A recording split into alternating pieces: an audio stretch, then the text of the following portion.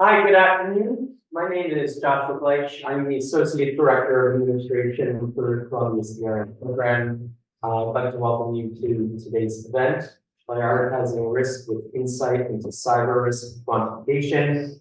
Now, I would like to introduce the moderator of today's panel, Kiran Bhujle. And if you would please advance the slide. Kiran. All right, thank you, Josh. Good afternoon, everyone. Welcome to our in-person and welcome to our online participants as well. Thanks for joining. My name is Kiran Bhujle. I am a cybersecurity practitioner. I've been in consulting for the last 25 years. Information security, application security, and then also cybersecurity. And today's topic, cyber risk quantification, is very weird, and we'll find the reasons why. And at this time, I would like the panelists to introduce themselves. Gary? Yes, I'm Gary Owen. Like I said, that I was more cybersecurity before it was cool. 30 odd years doing cybersecurity, and as a result of cybersecurity becoming a significant board level topic, I had to learn how risk is quantified and how this works. Spent the early part of my career in the media business, but I think for this panel, biggest roles were at Citi, Goldman, and Wells Fargo, and well known as CISO globally. And I did a stint, 3 years of consulting as well. So that's my background. Yes, thank you. So I'm Sarah Ricky, and most of my life was with the banks, UBS, Bank of America, Citi, JP Morgan. And then I moved on to power industry, the New York Power Authority, and then another industry called technology, HCL Technologies, and then ended up with the Hudson's Bay Company, where it's the retail sector that means SaaS software, etc. That was my most recent stint, so to speak. And most of my life, I've been doing many different types of risks, whether it is operational risk, enterprise risk, information risk, resilience. So all of them I've run the gamut through all of them. And of course, my most recent one has been governance in information risk and also resilience. So those are the areas I'm very passionate about as well. And like Gary and Kiran mentioned, cyber risk quantification is definitely a high level of interest here. And I'll just have Alex then go on with it. Thank you, Sarah. My name is Alex Abramov. I'm an engineer by training. While I was an engineer, my first part of the career, I was developing measuring system. And that's the topic of today's discussion, how to measure risk. So when I was measuring the physical property of films and plastic, developing new ways of instrumentation, I wanted to make something that was not measurable to be measurable. That's what Galileo actually said. That's the purpose of the science. So when I moved into cybersecurity, probably about the same epoch as Gary, it was not really CISA in the company where I worked. I was the head of application development. I really was interested in this field, measuring risk and managing risk. And last 20 years, I've been doing for IT organizations and financial firms. And I was with JP Morgan. I built up the first risk management for prime brokerage. The line of business there, then I built it for global markets at BNY Mellon, and most recently I was Bank of Santander, where I built up information risk management function. So throughout my career, I had a curiosity about the things, how we're measuring risk, how we're managing risk, and how to help people to do it right. So hopefully today we'll share more insights on this topic. All right, thanks, Alex. Just to start off, banks and insurance companies, right? They rely on models, right? We all know the operational risk models. Coming to cyber risk quantification, there is no such, adopted model as of now, right? And if you look at cyber risk management, it's more of gut-based or threat-based, right? It's a perception or anticipation of, what are the threats to my business. From a CISO standpoint, they have to look at the threats, the gut, and the model. But right now, we don't have an adopted model. So thinking about models, can you give some history or background, where these models adopted, like Basel II, Basel III? Alex, I would like to start with you. Thank you. Sure, and I hope Gary will add his insights as well. So I think that, overall, if you look in history of risk, credit risk been around for 3,000 years, since Hammurabi times when it was codified, right?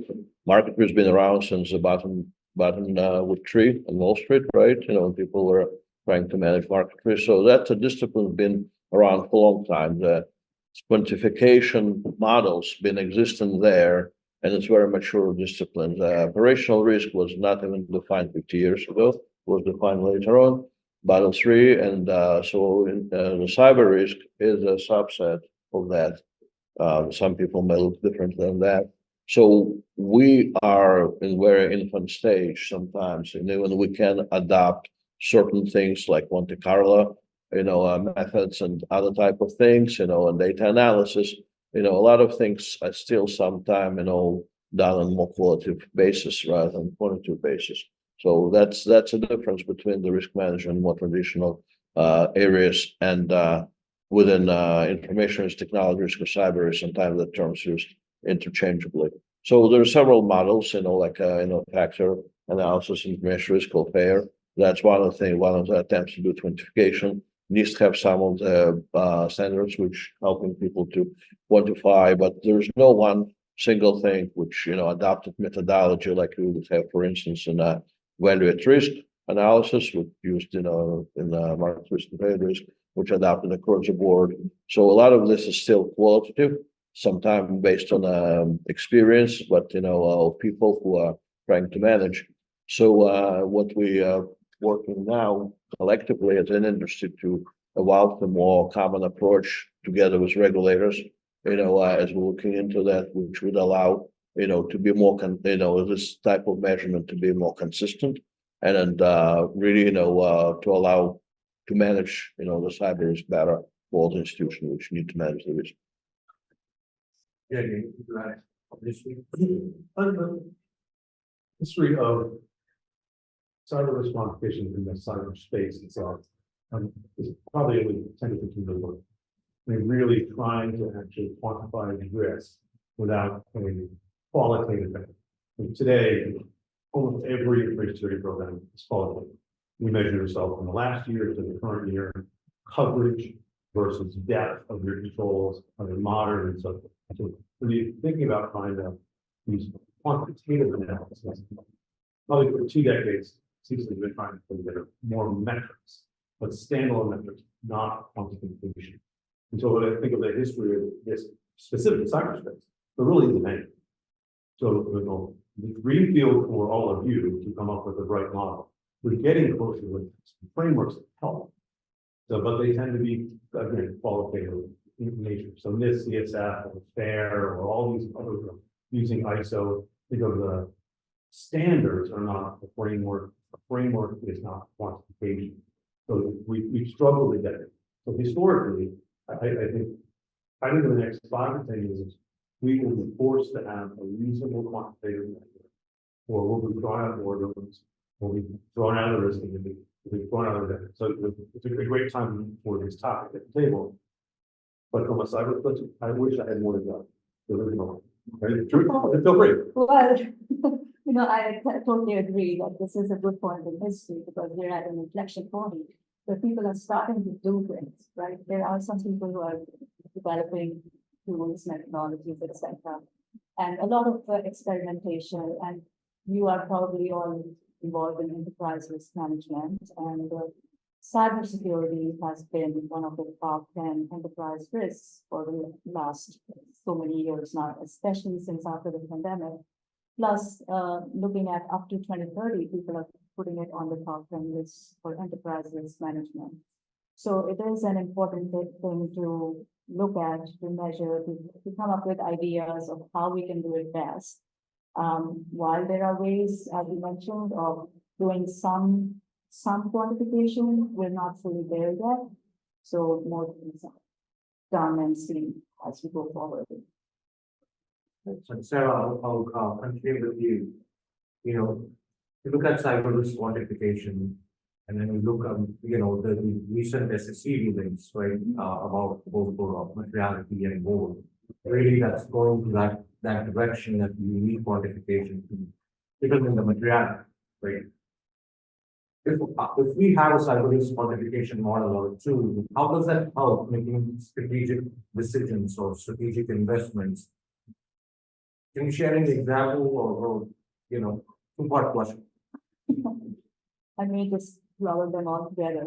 But basically, I mean, it's really a question of why, right? Why are we doing this? Why do we need to quantify cyber risk? It's like quantifying anything, there was some wise man, I don't know if it was Peter Drucker or somebody else, but people say you can't manage what you can't measure. So in order to measure our performance, in order to measure how well we're doing, you want to have some measure of quantification if you can. And, Gary also alluded to, we have some metrics, we have some KRIs and things like that. Why do we have even those? We put together some KPIs because we want to figure out how we're performing. Sometimes a KPI can act as a KRI as well. Right. But really what you're trying to do is figure out how am I doing with my risk profile? Where is my exposure? And how do I remediate the risks that I'm going to face? So the goal is really to, I think when you talk about cyber risk quantification, the goal is really to tie your program to business objectives, to your business strategy, and to put it in terms that your board and your executives can understand. Put it in a language that they understand. Everybody knows COSO, right? So they kind of figure out if you talk about the COSO framework and how it works, the governance and all of those things. And then also, as Alex mentioned, we've had a lot of financial measures from other sides of risk management that, people are used to. So how do you have that conversation where you can talk about what's the return on investment in cybersecurity programs? So that is, I think, and some of the use cases may be, okay, I have a third-party risk management program. How am I doing with that? Especially with nowadays with all kinds of ransomware, all the board people are kind of, looking out, where's my CISO? Who do I want to know from them? And the CISOs, a lot of times, they need to, put on their other hat, their financial hat, rather than the techie hat sometimes, because, you want to maybe look at losses. How do you actually quantify things, right? For instance, you can do something like benchmarking. And as you mentioned, the CSF, the cybersecurity framework, you can look at that. You can measure yourself against those frameworks and see where you have gaps, where you need more investment. So how do you get that budget approved? If they understand what you need, they understand where your gaps are. So that's, did I answer the question? Yes, you did. Oh, okay. I know, Alex, you're nodding. Is there anything? Yeah, absolutely, because we finally got to budget word, because that's the most important. What is strategic decision? It's money. How do you invest money? How you manage risk, right? So how much money you allocate and whom you hire to manage that money. If you hire someone who really knows what they do, so that's one of the part of the success. So that person would be entrusted with a budget, and that budget then will be based on how much that person would be able to articulate the needs and manage it appropriately. We cannot possibly prevent any of the attacks. So attacks happening, how successful they are, it's a different question, right? It depends on the defenses there. So how you actually articulate to the board, to the executive committees, the needs for investment and the needs to expansion and specific things which need to be done. That's where risk quantification coming in. So when you start looking into that, again, going back to some language with the board understand, chief risk officer understand, what is an asset, right? So the asset for financial institutions, clearly what they have. Asset for cybersecurity people are the information asset, technology assets. So what is the asset and what is the threat, right? So when you're looking at these two things, then you start to build up your quantification. You understand what is the asset, how they need to be protected against what the threats. So that's where you start to understand the landscape. And then you're looking what type of control, you need to implement, and that goes, that goes back to money. So controls are costly, You cannot implement the same grade of controls to every asset, and you cannot protect from every threat. So then when you start looking into that, that's the building start to take a shape.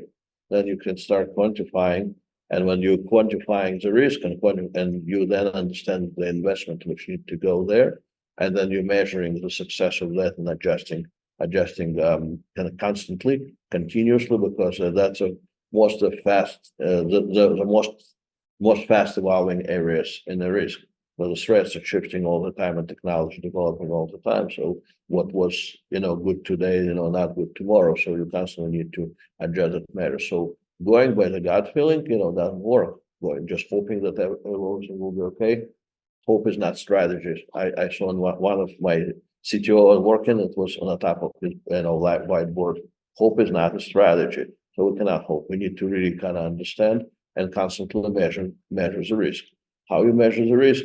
You need to listen to people, understand what's important for them, and you need to understand the inventory of the assets, and you need to understand, your specific firm, posture and position, where the threat coming from, and how ready you are to address the threats. Thank you.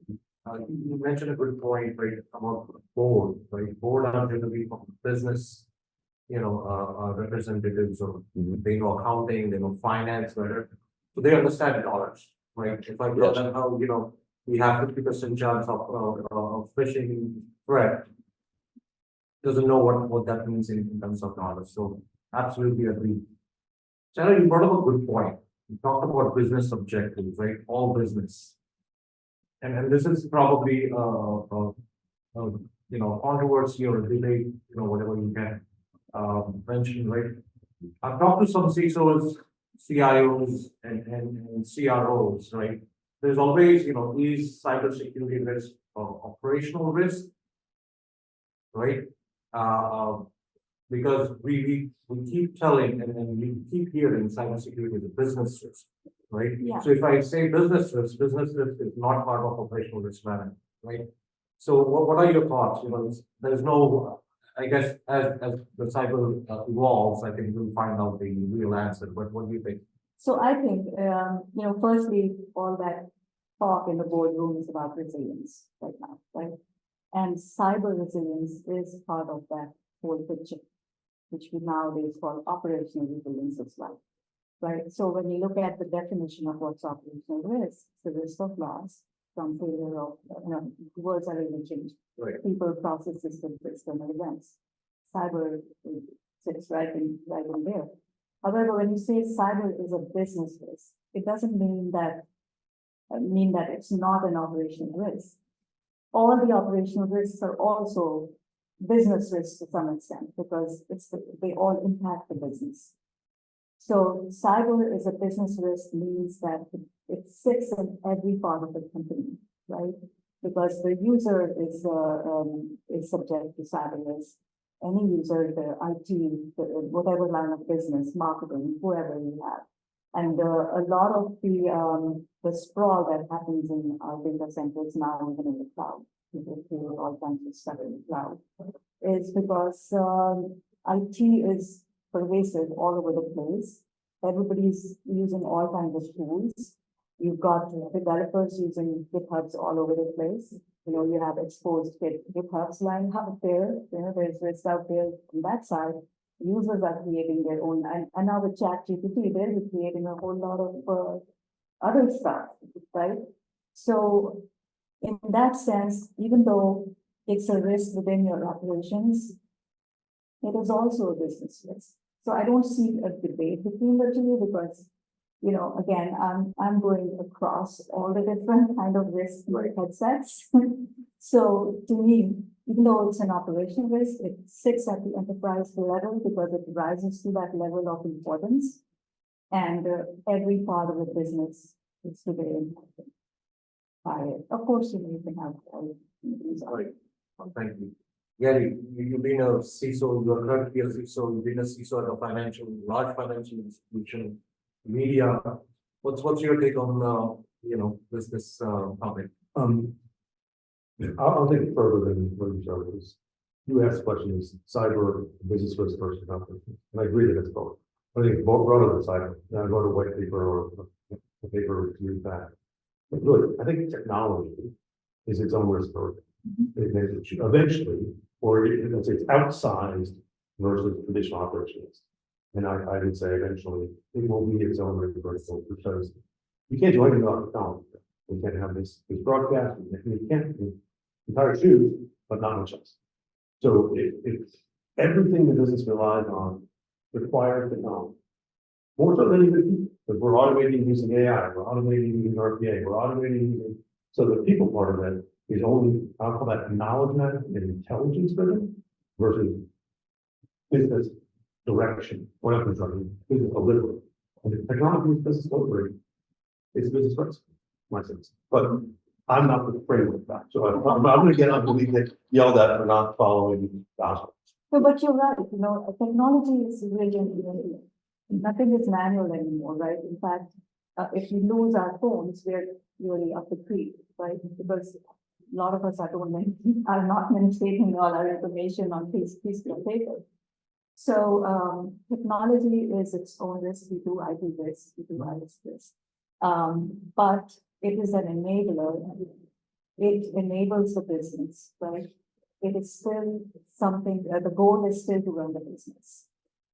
Now, IT is a tool to run the business, but it is of so much a part of the business now that it may become its own business. Right. Because you might start to see that, within your company, your IT can be leveraged as a business, as a line of business on its own. We consider it as a line of business when you do, let's say if I'm going to do an RCSA as an office manager, for me, the IT function is also a line of business because I'm going to look at the processes within each function of IT and say, okay, here's the risk, here's the control, this is the inherent risk, this is the residual risk, how effective is my control?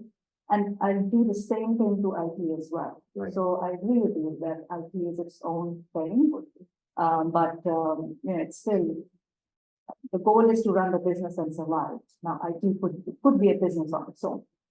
Right. And I believe that CRQ, risk quantification of cybersecurity, probably will help that. Instead of IT own business cost center to probably a profit center. Exactly. I completely agree. Gary, one question with you are a strong believer of cyber risk quantification. If we start quantifying cyber risk, will I invest as a CISO? Will I invest effectively in my controls, in my defense? What's your experience there? Yeah. And I don't know, is the audience learn kind of run the bank versus build the bank on the sense. So run the bank is running your operations, running day-to-day, check cashing or whatever you're accomplishing. Build the bank is building new things, building new capabilities. I think for any CISO going forward, because information security has surprises, SolarWinds, Log4j, things that show up like, oh, this is suddenly a new element of risk that the CISO has to be concerned with. I think it's important for security programs to be thinking about run the security program versus build on top of the security program. So if you can build regular measures that you look at over and over and over and quantify how your vulnerability program looks, how your identity access program looks, how your third-party risk program looks, and quantify improvement or degradation. Separating it from new risk, which is something to build the bank or build the security problem, like Log4j or SolarWinds or Iranian or other threats coming in. Then you have at least a starting point. But otherwise, the world is moving all the time. And you can't quantify and manage moving targets.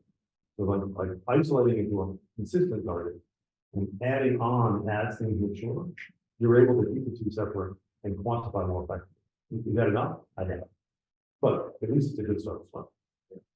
And Alex, third party risk, right? Yes. All we're talking about what we have internally, right? I can probably know the processes and probably move on the path of quantification journey.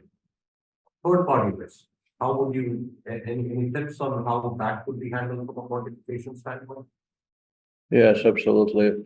I think that third party is becoming critically important for everyone, for the banking and finance. They all run on the outside platform for decades, right? So everybody using Bloomberg, Thomson Reuters, a variety of the tools. So everybody totally relied on these providers.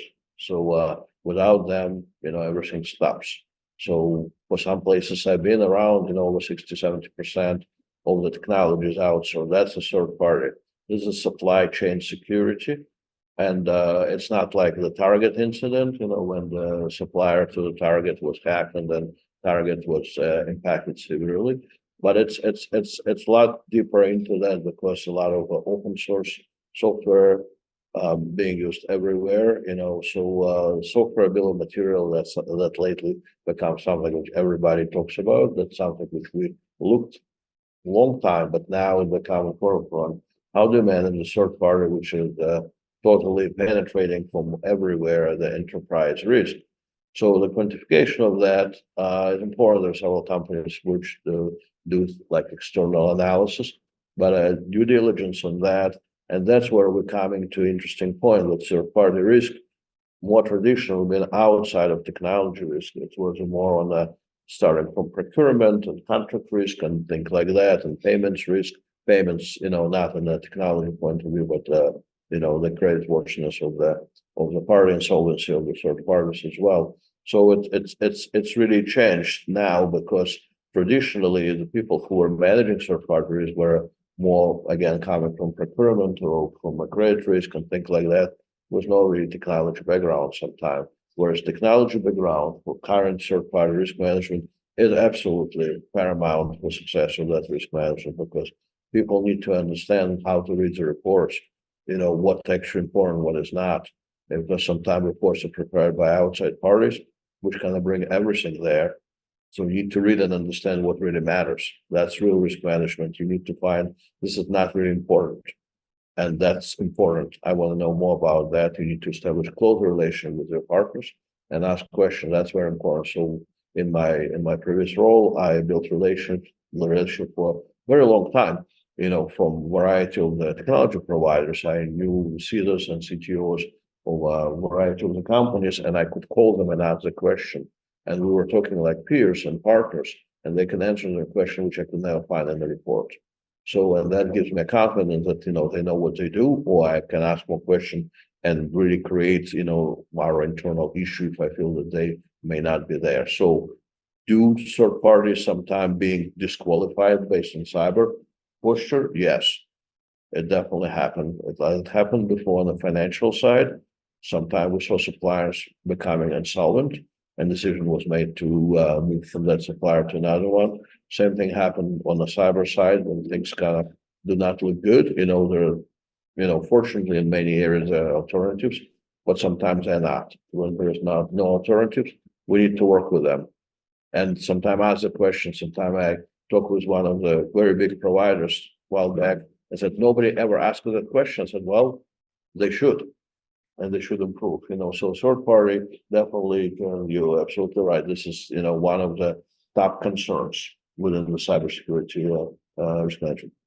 So here's the thing, I think, today's cybersecurity program has third-party risk management as a major component. Because what we would do normally is before you onboard the vendor or the third party, you want to do a full cyber risk assessment. You want to look at probably their software reports. You want to look at if it's a payment involved, if there's some kind of cards involved, you want to look at their participation of compliance for PCI, DSS, etc. You want to see their policies and procedures around cybersecurity. You want to see their business continuity plans. You want to see if they are going to be able to support you during your outage, their outage, both of their outages, etc. Then what kind of data are they handling? If they're handling personally identifiable information, PII or healthcare data or even cloud data, whatever else. So you're going to tier those vendors in various tiers based on the amount of risk from them. And you can use that tiering as part of your calculations on, the riskiness of the third party and how much attention each one needs. And then you probably say, okay, if it's a low risk vendor or third party, maybe I don't need to review them for a while. Whereas if it's a critical vendor, I probably want to do annual assessment on it also.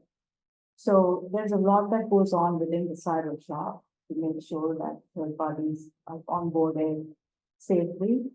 And that's where you will see a lot of tug of war also with people who want to onboard a third party right away.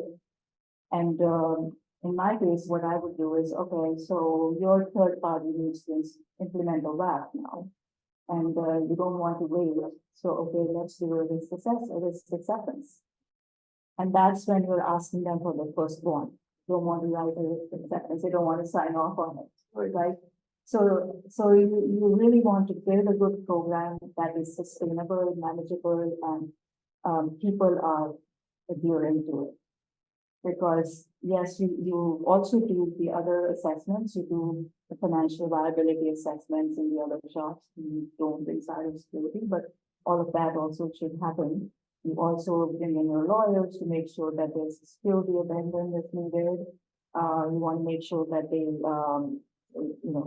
all the indemnity clauses, etc., everything, indemnification, etc., is there. But third-party risk management, if you don't start with the cyber side, you sometimes are going around in a circle, because if you're going to be the showstopper, then you might as well start in the beginning. And then that's where business sometimes circumvent the process, which is shadow IT. Yeah, right here. Then shadow, Yeah. exactly. Just one anecdote. Yeah. So years ago, when a vendor went down, the vendor left the large company. What happened to the vendor? The vendor's fault, the vendor's a stupid person, the vendor's fault. Now the person that happened is one of us gets a call because the vendor must have been hacked, which caused the problem. So instead of it being the vendor's fault, it comes up as a cyber issue first. Right. And it points to actually to the group that hired the vendor to do the risk assessment. So the quantification for And you mentioned SOC 2, right? SOC 2 is more sample based, right? In cyber, it's 100%. There's something called near-miss in op risk, right? Keep coming back to all. No, because I'm trying to see those models, because there's a lot of investment which went in op risk models, Yes. models, right? Financial institutions spend millions of dollars. The PhDs sitting, coming up with different models to make sure, their operational risk is acceptable. Right, near miss, right, probably SOC 2 will not catch it. What's your, Alex first? Alex, near miss. So near miss is a operational risk term, right? And so we're coming back to a discussion with Sarah very well defined, where it's a business risk, operational risk, and we didn't really make a judgment on that. So near miss and operational risk is where, just by sheer luck sometime, we did not have a loss, right? But, we didn't have really controls, but, looked like it just happened that, things went pretty well. So is it important? Well, very important, because sometimes you're running out of your luck, right? And then, so next time, especially since it's all already exploited, it's opened the door. So the problem sometimes with some successful attacks is it's just not one attack. So if it's successful, many people then buying the same tools and executing similar type of attacks, right? So they're all available. So zero-day type of vulnerabilities, they're having really high price on the hackers market, because then they can be exploited. So the near miss, is as important as others. However, it's treated operational risk differently. And I don't feel that it should be treated, so differently in cyber risk, because, near miss sometime in classical operational risk, it's sometime, someone makes a mistake and it may not be repeated again. And also someone pushes a button, and then the trade, supposed to go out, but did not go for whatever reason. So that may not be repeatable. In cyber risk, it's that if near miss happen, it's definitely going to be a problem right away. That's definitely one of the areas of a difference between the classical operational risk and a cyber risk. But I want to add to what Sarah said, that all the classic methodologies of 5 pillars of operational risk totally applicable to cyber risk. There is nothing else exists right now for managing of cyber risk. I think you mentioned RCSA, right? You say that RCSA is the risk and control self-assessment. So you identify your risk, you identify your controls, and see if there are your controls matching your risk, or you mitigating them or not, in your opinion. So that's one of the things. Cyber risk definitely manage that. External loss analysis, you need to learn from the problems of others, near misses as well, internal loss analysis, when near misses going there, scenario analysis, right? So all of the things, totally applicable, but in some of the areas, that's a divergence happened. So I'm glad that you're another question, because it cannot be managed like we managed it in the past. The near misses are extremely important to be investigated and addressed as the real ones as well. So, maybe I add on to that. So in the run the bank, build the bank, if you set controls, those controls, let's say, are included in a quantification program, you have too many near misses. It isn't necessarily that they have near misses where people accidentally do things. These could be outside forces creating near misses or testing the controls of them, which could be a leading indicator that your controls may become insufficient in the near term, which then moves over to, I need to upgrade those controls even before they fail. And that's kind of the building bank, like, okay, I need to add AI to my email filtering, because bad guys are getting better. They may not be successful yet, but you're getting close, and you can use your misses as an example to say, let's get into the time. Like that. Sarah, we talked about all the conceptual. If I have to implement CRQ, any suggestions, how do we implement that? Yeah, so, starting from scratch, you probably want to start with the list, 830, right? Because, something is better than nothing. So you would start with something that gives you a heat map. You can have your 5x5 matrix where you're talking about the probability and the impact, probability times impact in your severity of the risk. You can have, let's say, 5 levels, right? Minimal, low, medium, high, and critical or something. And you can assign numbers to those on both axes of the graph and quantify it that way in a very rudimentary kind of way. And then all of us who've done, who also do resilience, we do business impact analysis, right? And one of the parameters we look at is the financial impact of not having something available. What is the loss that you suffer? And we come up with thresholds on that. So here you can borrow from our enterprise risk people, the risk appetite, risk tolerance, and work with those numbers. You can assign those to your matrix as well to start with. However, I think it's really the start of quantification when you do that. If you want to go another level, you could probably go for the FAIR framework, see how they actually look at AMD or analyze loss, loss experience. And that's, I think it's a product of magnitude of loss and the occurrence. So you can quantify the losses, which is the probability of loss, and assign that to various scenarios, build a few scenarios around it.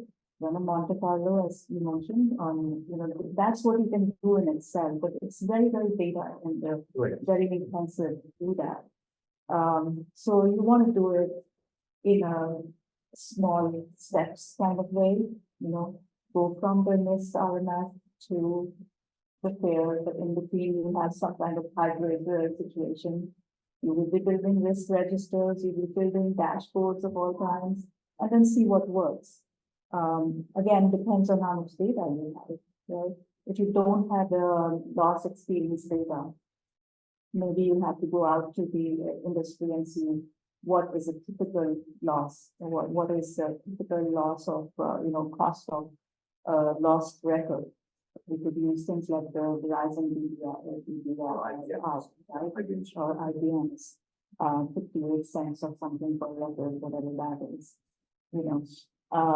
So you could do estimations of loss based on your industry.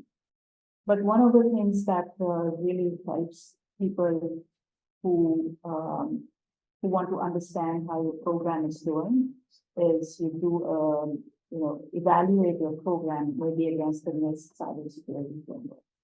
And see how well you're doing in each of those capabilities or domains. And they've recently updated the cybersecurity framework to version 2 and added the governed domain. I was actually in the workshop for that, and there's a lot of thinking around it with a lot of other people. So they have actually pulled out some of the things that were embedded in the other domains and created a separate governed domain.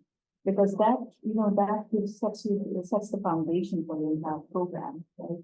And in that, we have included your third-party risk, your policy, procedures, awareness, and all of those items as well, which are the basis for your program really to grow it. So you can come up with, you can look at some maturity models that are out there. You can use CMI, and look at where you are on the maturity scale as well. So that's not really quantification per se, but it gives them some kind of number to look at. Build from there. As far as further quantification, there's a long way to go. You can really do a lot if you have a lot of data, but it also boils down to how much how much reliable data I have. Because just a funny situation I had in one of my former teams, I had somebody who knew how to use Tableau, etc. And my boss was very excited about that. Oh, we can do some nice visualizations, do a nice dashboard. But there was no data. So you're only so good as how much of good data you can gather. So, any of our efforts at quantification are really dependent on good data. Right, and then the relevance of the data, right? Because Is it timely? Is it current? one of the dimensions you mentioned about frequency and impact. One of the other dimensions inside is the velocity, right? How fast, right? So How fast is it coming back? right. So I think, next question was success factors. I think you kind of mentioned it. So, thank you for that. Gary, I think Sarah touched upon it. What are some of the challenges you face, right, in CRQ other than data, from a process standpoint, from an adoption standpoint? Because look at cyber risk quantification, it's not just the CISO organization. CISO organization may drive it, but you need businesses, you need, your different line of businesses to provide input for that impact. Yeah, but foundationally, no system has that's going on post cyber technology, whether it's development or hosting or you name it, data security, data storage, the cloud. That's the most important thing. I think part of the challenge is getting the basics right. Forget quantification if you don't get the basics right. So if you have 90% of resources against vulnerability management, you've left the door open for third-party risk. Maybe not such a good thing. But once you have, I'll say, and this is a little bit about a little bit of your feel for are we addressing the most significant risks and threats from a programmatic perspective. That's when you begin to engage the business to begin moving those controls to the left, making the implementation of security easier for the business and enhancing security so that it enhances their business. I'm getting the hook. No, without that, you're at the peril of the business driving the security program. That can't be the case. Security program has to stand on its own, has to be built, has to be sufficient as a foundation. And then I think this all the time. It should be the enabler for the business, not that you need to know, not only you can't do things, the risk quantification that allows them to do. So that's just a kind of a thought between building the foundation and then thinking about how to engage the business to make their life better and have them engage in the program so you're not fighting in that region, which often. And I think Kiran, as you're talking about success factors as well, you really need to build that culture of risk management, right? And a lot of it comes top down. So you have to get that buy-in. You want to make sure that whatever initiatives you're going to take in order to improve your program, or fill in your gaps or whatever else will be fully supported. So at the enterprise level, as you also mentioned, there are all these committees, the risk committee, boards, audit committee, et cetera, et cetera. But the flow top down is very important because even though we build bottom up as well, they have to meet in the middle. And to make that risk culture happen, Gary, you mentioned that IS sits within IT, to make sure that there is stage on, so that there's safeguard. Yeah. You also, and that culture has to promote that, because sometimes I've seen that the CIO's goal is to have a lot of tools implemented, or, okay, I'm moving to the cloud right now. And the security guy is saying, yes, take us with you, So we need to keep in mind that there's DevSecOps, but it should really, mentally should be SecDevOps. Because without putting the security, bolted in later on, it's better to build it in the upfront. And that comes from that top-down kind of risk culture, because otherwise the CIO has his own way of doing things. I'll give you another example. If I have a lot of firewall rules that I'm having, I've got a bunch of thousands of any rules. Crazy, isn't it? But my network guy who sits in IT, he has no time to fix them. So unless there is a common, strong sync up between the IS and IT, whether IS sits in IT or not, typically it does, because there's a lot of synergy, because cybersecurity CISOs are implementing tools as well. It's very tool heavy, right? But there has to be that understanding that security does come first. It does have to be in the front. You can't be leaving it to the end of the process, because by the time you build your whatever it is you're building, it's not secure. So now you have to go and unravel some of it. So security is a cost of doing this. I know we are running a little bit out of time. So Alex, any parting thoughts, closing thoughts? Yeah, certainly. I think that Sarah touched on culture. So the culture is first, right? So culture is strategy for breakfast, Peter Drucker said, right? So when you're implementing things, whether it's in East or Fair or something like that, you need to consider what existing culture there that's already been around. Some companies been around for a long time. How they actually managing overall risk. And what would be the best fitting thing, because sometimes we're coming to existing table, like I've been doing it for my all firms pretty much. I came in and second line of defense, the risk function, I needed to create. So I needed to earn the seat at the table, kind of elbowed in. There's a first line, there is a third line, the audit, and how I fit into that it will be not disruptive but harmonious, and how the firm culture already existing would then accept the way I like to do the things, and how I can really be, working in concert with everybody else. So success of any of the undertaking, cyber risk quantification or cyber risk management or anything else, it depends how well we fit in the picture, how well we manage in relation with everybody else, upwards, laterally, downwards, in all directions. Yeah, and as they say, culture is strategy for lunch or breakfast or dinner. I don't remember which meal, but it's really going to be something that drives it. And the other thing I wanted to also quickly add is, yes, we do want to quantify cyber risk as with other risks as well, but nothing is 100% totally quantitative, because there will be some value judgment to be made. So let's not get so complacent once we have a number that tied to it, that now it says 2 or 3 or whatever, this is great. So not to get complacent about it, always review whatever model you build, review your scenarios, and make sure that it's very relevant and plausible and logical. Thank you.